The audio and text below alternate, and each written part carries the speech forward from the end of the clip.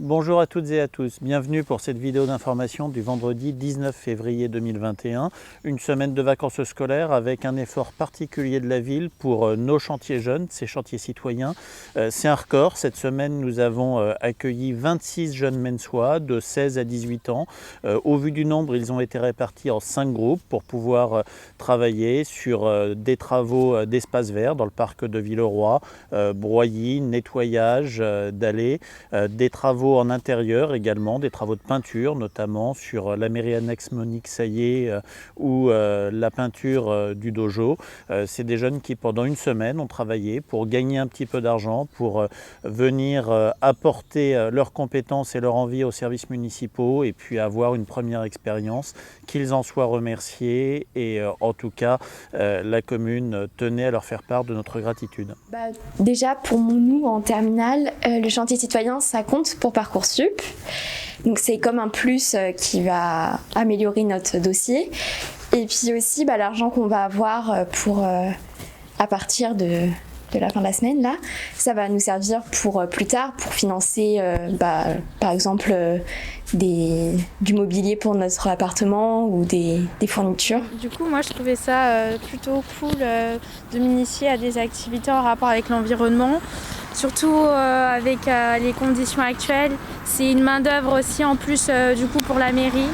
De plus, c'est important de prendre soin de notre commune, de la biodiversité, c'est très important. En échange aussi, c'est un avantage pour nous parce qu'on a une contrepartie.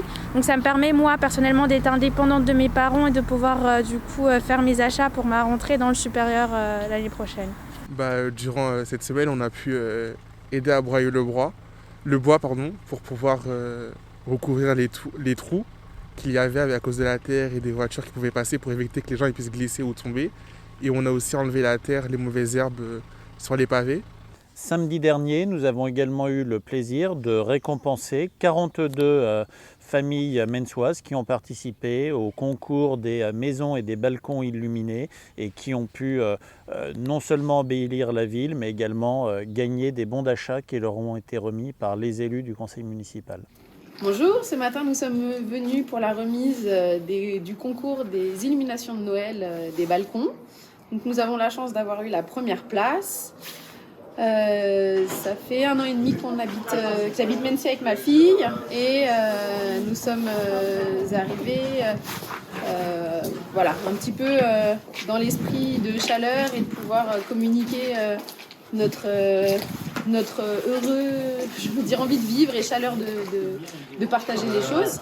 Donc, nous avons commencé par un petit peu décorer les portes de nos voisins et puis pourquoi pas faire partager la joie de Noël sur le balcon avec plusieurs guirlandes.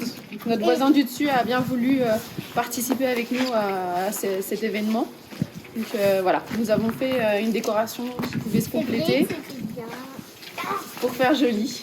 Samedi dernier également, nous avons eu une très belle surprise à l'occasion du marché. Ça a été la visite surprise de Jean-Baptiste Guéguin qui est venu jouer une demi-heure avec les musiciens qui chaque semaine se produisent sur notre marché. Alors je tenais à le remercier parce que c'est une prestation totalement bénévole de sa part. C'est parti, comme souvent, de connaissances. C'est parti d'un des musiciens qui joue sur ce marché, qui est aussi un de ses guitaristes, Brice Delage.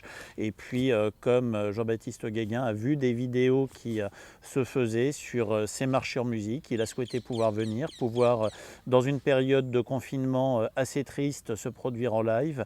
Et c'est comme ça que les choses se sont faites. Il n'y a eu aucune communication sur cet événement, d'une part parce que c'était son souhait, mais également parce que cela aurait créé des afflux de personnes absolument ingérables. C'était tout simplement un clin d'œil aux musiciens du marché, aux habitués du marché. Et je vous invite tous à venir chaque samedi matin sur ce qui est avant tout un lieu de vie qui permet aussi à des commerçants comme un certain nombre de nos restaurateurs qui sont fermés en ce moment de continuer à vivre et de garder la tête hors de l'eau. Voilà, ce fut un plaisir pour la mairie de Mency d'être venu ici parce que je sais que j'ai certains de mes musiciens qui étaient là sur la place du marché et j'ai voulu simplement marquer le coup et faire une petite surprise pour les habitants qui sont là. Voilà. Vu qu'en ce moment, avec cette période compliquée qu'on vit, vu qu'on ne peut plus jouer dans les salles de spectacle et la culture en prend vraiment un sacré coup. Donc c'est vrai que c'était très important pour moi, voilà,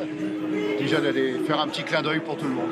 Voilà, c'était vraiment très très sympa et ce fut un moment magique avec toutes ces personnes qui sont là. C'est cool.